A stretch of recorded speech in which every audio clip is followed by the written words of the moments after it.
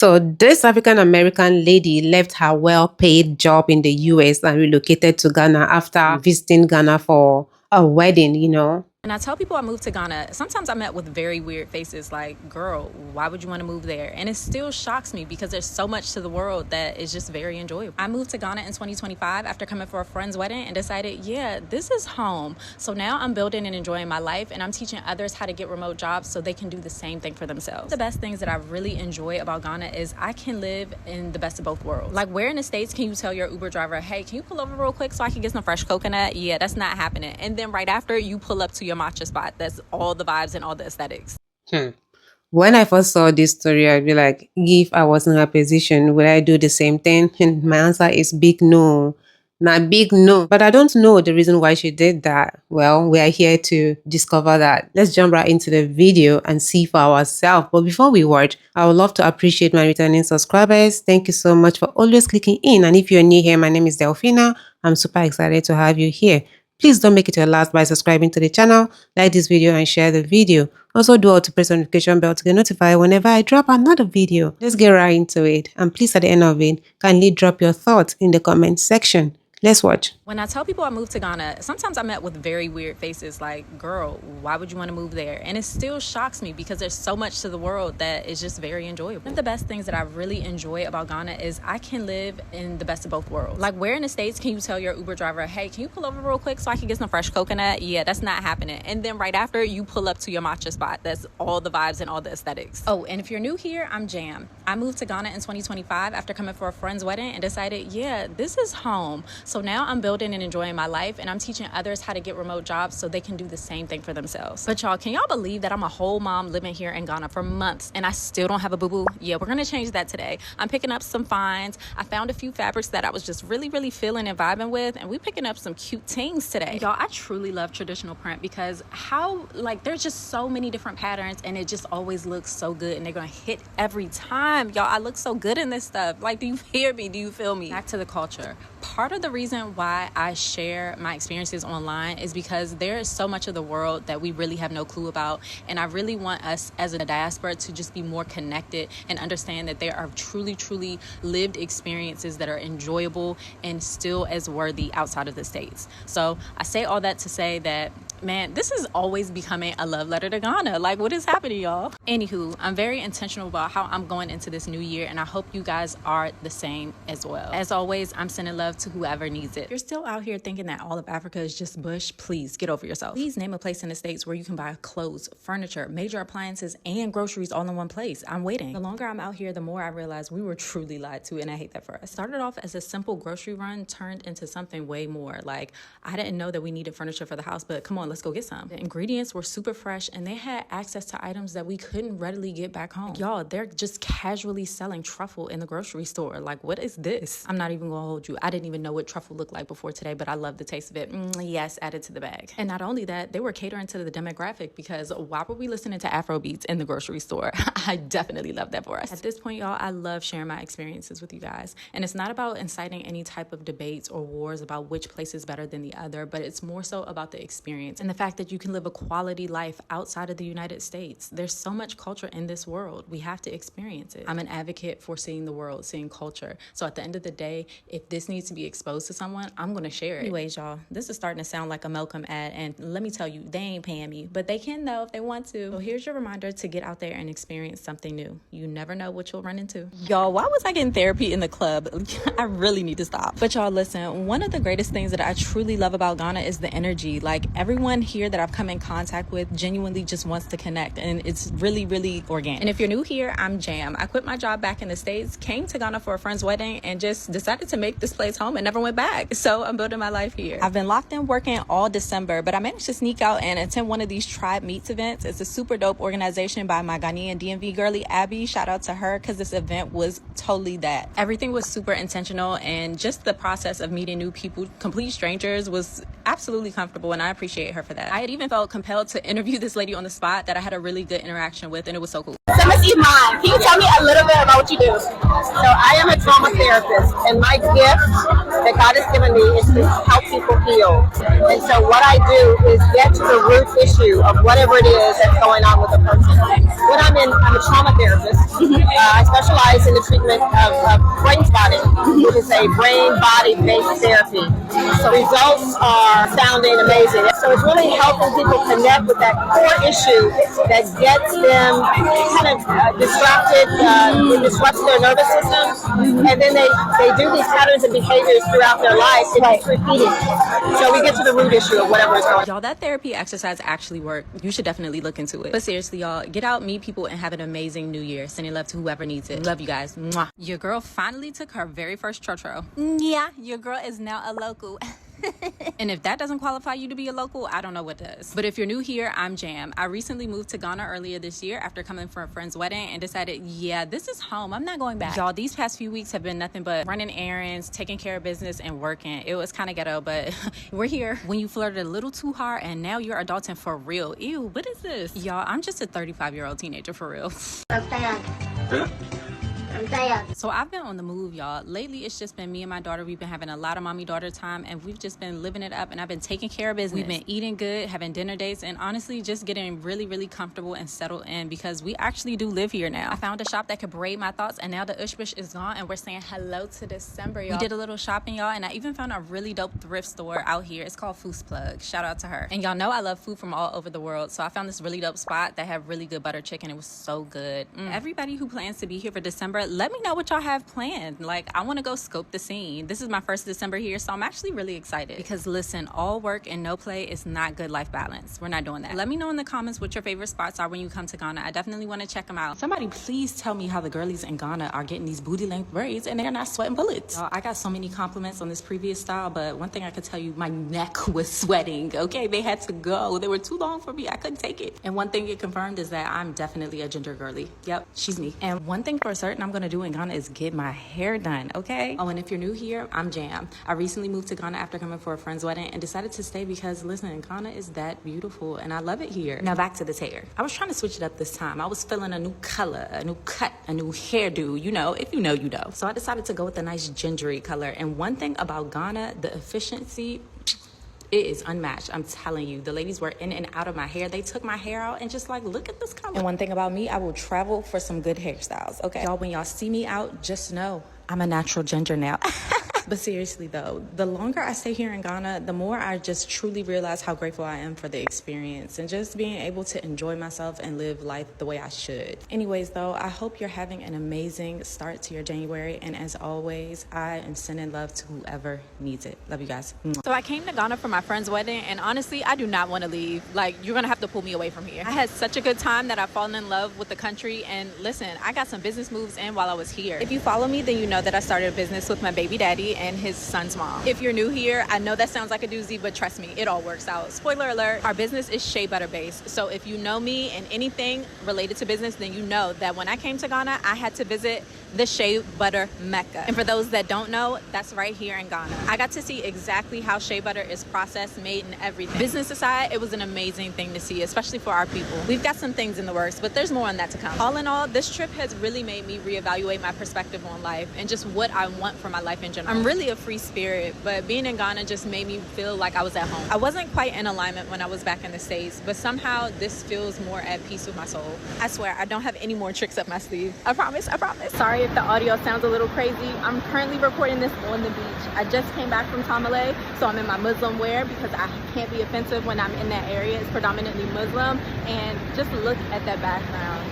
It's amazing. I hope that you are having an amazing day. As a girlie who just up and moved to Ghana without knowing a soul, I always get asked, how did I do it? And my answer will always be to get comfortable with putting yourself out there. Which is something that I definitely struggled with back in the States. So I decided when I came to Ghana, I'm going to change that. So I started my own WhatsApp group, y'all. And one thing I'll always be grateful for is the platform that social media has given me so that I can meet all the amazing people that I've met thus far. And we now have over 100 ladies in the group. We've got girlies from the US, the UK, local Ghanaian girls, and even Nigerian girls in the group. Y'all, we're We're a real global group just for the girlies. We're in here every day chatting, connecting, and building real relationships. We host weekly virtual calls where we have a curated drink of the week. This week was the Rosemary Mint Lemonade, and it was so good, y'all. We also host monthly in-person meetups, and this most recent one was at Sandbox, and listen, we had a good old time. We talked about everything from relationships, life in Ghana, our transition, how to make money while living in Ghana, because listen, Ghana is not cheap, y'all. You guys, community is so important if you're moving somewhere new. Connecting with like-minded people and just like building your support system, or just finding fun things to do with dope people. Like my girl Alex, who's a dancer turned movement therapist, and she's offering super cool dance classes that get your body moving in a fun and effortless way. Or just being able to get up and connect with other like-minded women who just want to vibe. So if that aligns with you and you want to connect with other girlies in Ghana or across the diaspora, go ahead and hit the link in my bio. You can join my WhatsApp group. And if you know someone who should be a part of our tribe, go ahead and tag them below, because you know they need to be here. As always, y'all, I'm sending love to whoever needs it. Love you guys. Mwah. We are here. The lights out. All right, you guys. We are here, and the lights just went out. We're at a restaurant right now, and the whole block is out. And listen, like I feel like a lot of you guys ask me about just like the power supply, water supply, everything. This is the reality. When you're living here in Ghana, this can happen. Yeah, and it's okay. We just roll with the punches. And I want us to remember when we were younger, and I don't know if this happened anywhere else, but I know in the DMV, it was a thing that if the wind blew too hard, or if it was thunderstorming, the power would go out, and we would be just fine because life just goes on. And you know, we still have a good life. Everybody's still having a good time. If you have a backup generator, you keep the party going. If not, we still here. So I love the questions that you guys have, y'all. Keep them coming. And as always, I'm sending love to whoever needs it. Love you guys. Mwah. Earning in dollars while living in Ghana hits different. And with Dirty December right around the corner, let's talk about what spending U.S. income in Ghana actually looks like. Look, y'all, I get so many DMs and comments asking what I do for work and how it makes sense. So I decided to show y'all exactly how I spend my USD income as a girl working remotely in Ghana. If you're new here, I'm Jam. I moved to Ghana earlier this year after visiting for a wedding, stayed, relaunched a shea butter-based business, and now I help people prepare for and land remote jobs. So today, I had a few business errands, took some money out from a US bank account, added it to my Momo, and paid for Glow Butter production costs. My Uber there was 26 CDs, about $2.38. Now you get a feel for what that looks like. I took out 1,000 CDs, paid $345 for labels, grabbed coconut water for $70, then headed to Osu for dinner. Our total for 3 people was 632 CDs. We took a few Ubers in between. You can see those listed on screen. But in all, I spent around 1,200 CDs today, roughly 115 US dollars. And honestly, that's one of the reasons why I love earning in USD while living here in Ghana. You can live comfortably, invest in your dreams, and still enjoy the little things, especially while living at a fraction of the price as you would in the States. Come on now, it just makes sense. Look, I'm a Ghana girl. I'm making bangku and fufu. Ooh, I know it's gonna be good. One step closer to moving to Ghana. Out with the O and with the what? The new. So I'm definitely shipping my furniture. I thought about all the money I've spent on everything. It's like, why restart again? The beds, the mattresses. I have spent a pretty freaking penny. I am not throwing my stuff away. Absolutely not. So I will be removing my furniture. Of course, the appliances are not mine, but I will be removing the furniture soon. I'm looking for... I know I can't take my deep freezer. Apparently, in Ghana, you cannot ship in refrigerators for whatever reason. I'm not gonna question it because it's always something going on in America with appliances and shit like that. And 9 times out of 10, it's for good reason. So I'm not gonna question Ghana, just like the cars. The reason why they don't want certain cars coming in, certain years, make models, it has a lot to do with the exhaust and how it affects the ozone. Understandable. But another thing, my plugins. My ancestor altar. I started thinking about all kinds of shit. I said, nope, ain't no motherfucking way I'm leaving my shit. So I will be shipping my shit. I reached out to a girl in here by the name of Ama Afraya, and her uncle shipped her furniture out, and she had no problems. He gave me a quote for $4,200 for a quarter of a shipping container, which sounds great. That sounds amazing. I gave him a breakdown of what I had. He was like, that's just a quota. I was like, you sure it's 4-bedroom? He was like, no, that's just a quota. You should be fine. I was like, all right. So, quarter of the container will be mine. Then my daughter got this bike. I thought about all the shit that my kids got. I was like, we're not starting over 100% going to Ghana. No way. So I will be shipping. I just found out that we need our yellow fever vaccinations before we could apply for our visas now. So we will be getting that. Today we're going to try to knock out some passport pictures, maybe. I'm not sure yet. And not today, the next week. I just started a new secondary job. So I might pick up a third position just to kind of help out. And then I'll get back to driving Lyft after we get over whatever snowstorm about to hit North Carolina. Because, baby, ain't nobody finna be out there going through that. Nobody got time for that. Meanwhile, I still need to fly to LA soon. Oh, I should have went before this January 30th. But I need to fly to LA as soon as possible. And I need to go close down my shipping, my storage unit. Or pay my cousin to do it, which I really am uncomfortable with. Because she work, I work, we got kids. I can call off 2 days of work, pick up clients while I'm there, and do that shit myself. But that's where I'm at on my gotta move. Visas are next. Shipping container next. And it's like 10 different things I gotta do within the visas. But hardest part is out the way, passports in hand. Last year, my car broke down. I had a Nissan Altima. It wouldn't crank. I was in front of a Ghanian restaurant. One of my favorite spots here in Charlotte, North Carolina. It's more so on the west side. A little bit further from me now. But when I used to live on the west side, I used to go there a lot.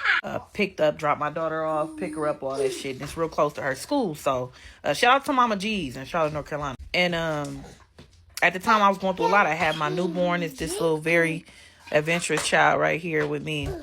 And he was going through his peculiar stage, and he decided while we were sitting in the car chopping up, me and my daughter and him, he decided to turn on the lights while we were sitting in park, and the car was off. So unfortunately, that caused my battery to die out. I ended up finding out later that the ECM in that 2019 Nissan Altima was no good. So it had a lot of reason why I would replace sensors. I was going through a lot with the car, man, going through a lot in general. So I don't even remember going in the restaurant. I remember like cranking it and pulling the hood up and them walking out and cranking my car for me. Like they didn't even let me like get the cables out. Like I remember the dad coming out and knocking it out, and the son, even a cook, came out and was like, "Are you okay? Is everything okay?" And I was like, "Yeah, just won't give me a crank. I guess I gotta crank it. It's no good, you know." I remember the dad saying, "Nothing wrong with this car. You young people just want to get a new car every year, new car." He don't understand that these cars, he didn't understand because, you know, he came to America clearly when cars were good. You know, you could buy a 1980 Mercedes-Benz. From my understanding, that's one of the cars he got, shit. And that motherfucker still run good, you know. But these cars, 2016 and up, they're no good. They're making these cars out of plastic, man. The parts are no good. Everything's electrical anyway. So he kind of talked to me a little bit. But they stopped what they was doing to help me. Not to say that I expect that when I moved to Ghana, but men know their place in Ghanaian culture. West African culture, period. Nigerian culture, period. Men know their place, and I miss that. I didn't grow up with that privilege growing up in my life into my like teenage years. Like when I was a little girl, the men in our life, they knew our place. The men protected, men defended us. Didn't nobody really fool with my family like that because they knew we had crazy ass uncles and cousins that was, you know, big as hell. Shit. Growing up on my mama's side, them being Liberian, they was worse with it. They was worse with the protection and shit. And then all my cousins that was Liberian, them niggas went to the military. And they all was like 6'4" and taller. Yeah. But I just recall growing up in my West African culture and just in general, my family living by the standards they live by, which are pretty much you would consider West African. My mama's side was Creole as well, which is very West African if you know you don't. But I just remember growing up with those ethics and those morals and knowing like if anything ever happened with a man, to let a man defend me. Since I've been a young woman on my own out here in this world, marrying, remarrying, divorcing, I have not experienced much of that. Unfortunately, with the black men in my community, unfortunately. It's like a forgotten language, you know. It definitely belongs to us, but we've forgotten it. And who am I to be out here telling black men to step up and protect us and make us feel safer? Who the fuck am I to do that? Black women been screaming about this for centuries. What the fuck I look like getting up on the pedestal saying, y'all need to protect us more. You either do it or you don't. And most of them don't want to do it because it looks like another form of responsibility. Black men here do not believe in getting married and having children and doing things the right way. You know, they actually, unfortunately, I've seen it with my own two eyes. I've seen mothers produce sons who did the same thing that they baby daddies did to them and support it. And support it. Cry about being a single mama, but let they son single mama another woman. You know what I'm saying? And laugh and joke about it. Oh, she kind of slow. She did. I mean, well, bitch, you clearly was slow when you was her age too. You know what I'm saying? I'm just not seeing enough accountability in the black community here. You got black mothers that want to be married and looked and cared after, you know, and they're not preparing their sons to do the same things, nor are the fathers. I want my children to grow up with neighbors whose sons have their fathers, whose daughters have their fathers. Whether they have their fathers or not, environment is everything. And I just don't see that as often and as healthy as it should be. Don't get me wrong. My kids have, friends that are black, who dad is present, but I also see a lot of toxicity with that shit. It's shit that comes with it.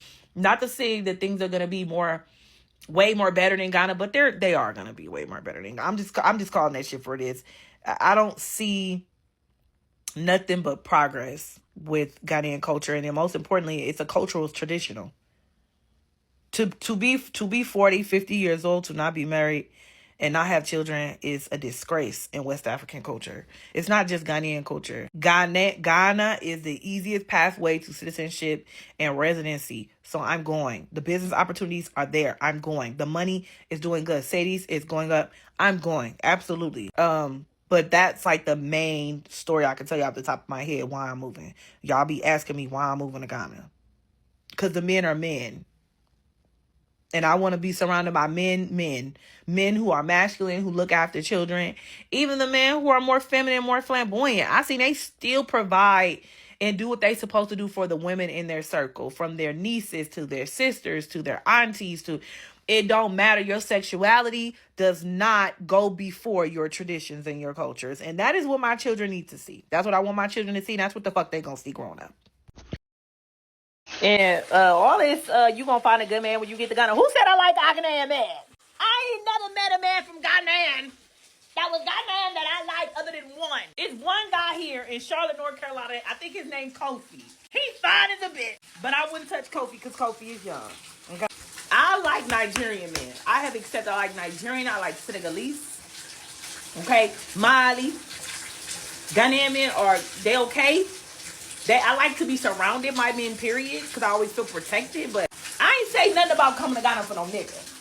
I'm going to Ghana because I'm sick of America, and I want to afford my life a living and be okay. Why I got to live with a nigga? Because I'm moving to Ghana don't mean I need to marry a Ghanaian. God damn. Motherfuckers trying to set me up, leave people and all kind of shit. No, this is like the fifth motherfucker that did this. Y'all, leave me alone. Leave me alone. What they say in Yoruba culture, Akata. I am Akata. Leave me alone.